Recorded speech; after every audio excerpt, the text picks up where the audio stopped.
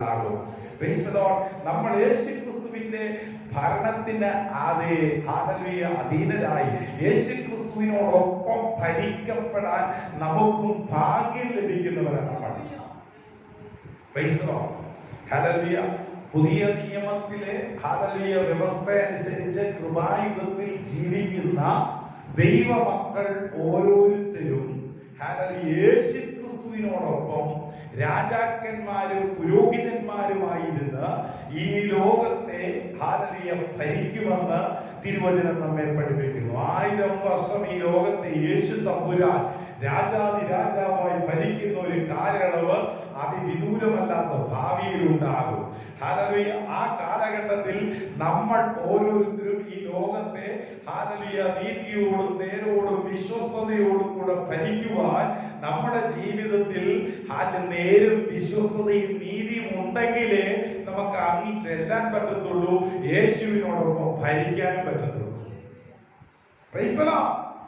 അപ്പോൾ നമ്മുടെ ജീവിതത്തിൽ നേരില്ലാത്ത, നീതിയില്ലാത്ത, വിശുദ്ധിയില്ലാത്ത ഏതെങ്കിലും കുറവുകളോ ന്യൂനതകളോ ഒക്കെ ഉണ്ടെങ്കിൽ പരിഹരിച്ച് കർത്താവുമായ അഭേദ്യബന്ധം പുലർത്തി ഈ കാലങ്ങൾ ഇനി അതിവിദൂരമല്ലാത്ത ഭാവിയിൽ എന്റെ യേശു കർത്താവ് രാജാവായി ഭൂമിയെ ഭരിക്കും.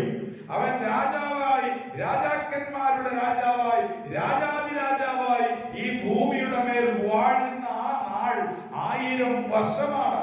1000 വർഷം ഈ ഭൂമിയെ യേശു തമ്പുരാൻ ഭരിക്കുമ്പോൾ നമ്മൾ യേശുവിനോടൊപ്പം ആ ഭരണ സംവിധാനത്തിലേക്ക്, യേശുവിന്റെ കൂടെ ഈ ഭൂമിയിലേക്ക് ഇറങ്ങി വരികയും യേശുവിനോടൊപ്പം ഈ ഭൂമിയെ ഭരിക്കുകയും ചെയ്യുവാൻ പ്രാപ്തരായിരിക്കണം. അതിന് ഇപ്പോഴേ നമ്മൾ നമ്മുടെ ജീവിതത്തെ ക്രമീകരിക്കണം.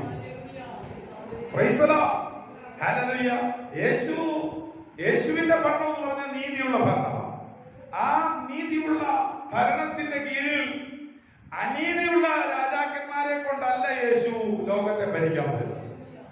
തന്നെ പോലെ നീതീകരിക്കപ്പെട്ടവരും, തന്നെ പോലെ വിശുദ്ധീകരിക്കപ്പെട്ടവരും, തന്നെ പോലെ നിർമ്മലീകരിക്കപ്പെട്ടവരും, തന്റെ രക്തത്താൽ കഴുകൽ പ്രാപിച്ച് തന്റെ വചനത്തിന്റെ അടിസ്ഥാനത്തിൽ കൽപ്പനകൾ പ്രമാണിച്ച് വിശുദ്ധിയിലും വേർപാടിലും ജീവിച്ച് കർത്താവിന്റെ മേശ ഭക്ഷിക്കുകയും പാനം ചെയ്യുകയും ചെയ്ത് കർത്താവിനോട് ചേർന്ന് ജീവിക്കുന്ന വിശുദ്ധന്മാർ, അവരോരോരുത്തരും യേശുവിന്റെ ഭരണ സംവിധാനത്തിൽ രാജാക്കന്മാരായി, പുരോഹിതന്മാരായി നിലകൊള്ളുമെന്ന് തിരുവചനം നമ്മെ ഓർമ്മിക്കുന്നു. അതുകൊണ്ട് നമ്മൾ യോഗ്യരാകുമോ? നമ്മുടെ ജീവിതത്തിൽ അനീതി ഉണ്ടെങ്കിൽ പോവുകയല്ല, തെറ്റുണ്ടെങ്കിൽ പോവുകയല്ല. ജീവിതത്തിൽ കുറവുകളുണ്ടെങ്കിൽ യേശുവിനോടൊപ്പം നമുക്ക് ആയിരിക്കാൻ കഴിയില്ല. യേശു നീതിയുള്ള ഭരണാധികാരിയാണ്. യേശു രാജാവായി നീതിയോടെ ഈ ഭൂമിയെ വാഴുമ്പോൾ നമുക്ക് നമ്മുടേതായ ഒരു ഭരണ സംവിധാനം അവിടെ ഉണ്ടാക്കിയെടുക്കാൻ പറ്റില്ല. നമ്മുടെ ഭരണത്തിൽ എന്തെങ്കിലും കുറവുകളോ, നമ്മുടെ അത് ന്യായപാലനത്തിന് എന്തെങ്കിലും തെറ്റുകളോ കണ്ടാൽ കർത്താവിനെ കാണാൻ ഒരു പ്രയാസവുമില്ല. അതായത് നമ്മിലെല്ലാം വ്യാപരിക്കുന്ന ശക്തിയാണ് ദൈവത്തിന്റെ ആത്മാവിന്റെ ശക്തി. നമ്മയെല്ലാം കാണുന്ന കണ്ണുള്ളവനാ സർവശക്തനായ കർത്താവ്. അപ്പോൾ നമ്മിൽ ഒരു വാക്കുകൊണ്ടോ, ഒരു നോക്കുകൊണ്ടോ, ഒരു പ്രവൃത്തി കൊണ്ടോ, ഒരു ചെയ്തി കൊണ്ടോ ഒരു തെറ്റ് വന്നാൽ ആ സെക്കൻഡിൽ ദൈവികമായ ഇടപെടൽ ഉണ്ടാകുമെന്ന് മനസ്സിലാക്കുക. അത്യുന്നതനായ ദൈവത്തിന്റെ സന്നദ്ധിയിൽ ദൈവത്തിന്റെ തേജസ്സിനെ മറപിടിച്ചുകൊണ്ട് നിന്ന ലൂസിഫർ എന്ന് പറയുന്ന ദൂതന്റെ ചിന്തയിൽ ഒരു തെറ്റ് വന്ന മാത്രയിൽ സർവശക്തനായ ദൈവം അവനെ മനസ്സിലാക്കിയിട്ട് സ്വർഗോന്നതങ്ങളിൽ നിന്ന് അവനെ തള്ളി വെട്ടി താഴെയിടാൻ കൽപ്പിച്ചിട്ട് ആ കൽപ്പന പ്രകാരം അവൻ വെട്ടുകൊണ്ട് താഴേക്ക് നിബന്ധിച്ചവനാണ് ലൂസിഫർ. അവൻ ആകാശമണ്ഡലത്തിൽ വിഹരിക്കുന്നുണ്ട്. അതിനിടയ്ക്ക് അവൻ സ്വർഗമണ്ഡലത്തിൽ ചെല്ലുന്നുണ്ട്, ഈ ഭൂമിയിലുണ്ട്, അതെ വരുന്നുണ്ട്.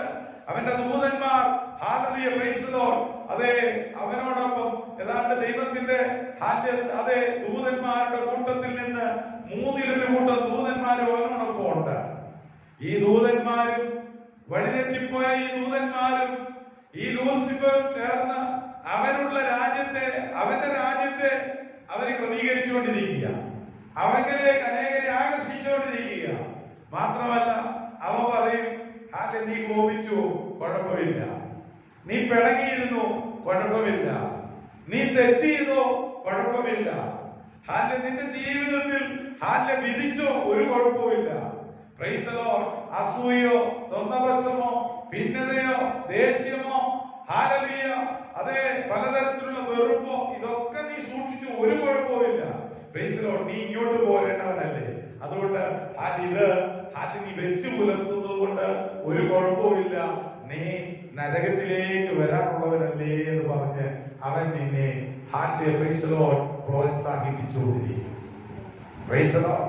പക്ഷേ സ്വർഗസ്ഥനായ ദൈവം പറയുന്നത്, നമ്മുടെ ജീവിതത്തിൽ പ്രൈസ് ദി ലോർഡ് ഏതെങ്കിലും തരത്തിലുള്ള കുറവുകൾ, ബലഹീനതകൾ, തെറ്റുകളൊക്കെ ഉണ്ടെങ്കിൽ ആ ദൈവ രാജ്യത്തിൽ നീതിയോടെ ഭരിക്കുന്ന ഭരണാധിപന്റെ മുൻപിൽ നമുക്കും നീതിയോടെ ഭരിക്കുവാൻ കഴിയാതെ വരുന്ന സാഹചര്യം ഉണ്ടാകും. അങ്ങനെയുള്ളവരെ കൂട്ടിക്കൊണ്ട് പോവുകയില്ല, അങ്ങനെയുള്ളവർ പോവുകയില്ല. അതുകൊണ്ട് പ്രൈസ് ദി ലോർഡ് ഇവിടെ വെച്ച് ക്രമീകരിക്കപ്പെടാൻ, ഇവിടെ വെച്ച് വിശുദ്ധീകരിക്കപ്പെടാൻ, ഇവിടെ വെച്ച് നിർമ്മലീകരിക്കപ്പെടാൻ, ഇവിടെ വെച്ച് നമ്മുടെ ജീവിതത്തിൽ കടികൾ പ്രാപിക്കാൻ, കുഞ്ഞാടിന്റെ രക്തത്താൽ തങ്ങളുടെ അങ്കി അലക്കി വെടിപ്പാക്കാൻ നമ്മൾ തയ്യാറായാൽ കർത്താവിന്റെ സന്നിധിയിൽ നമ്മളെ രാജാക്കന്മാരും പുരോഹിതന്മാരുമായി വിളങ്ങും.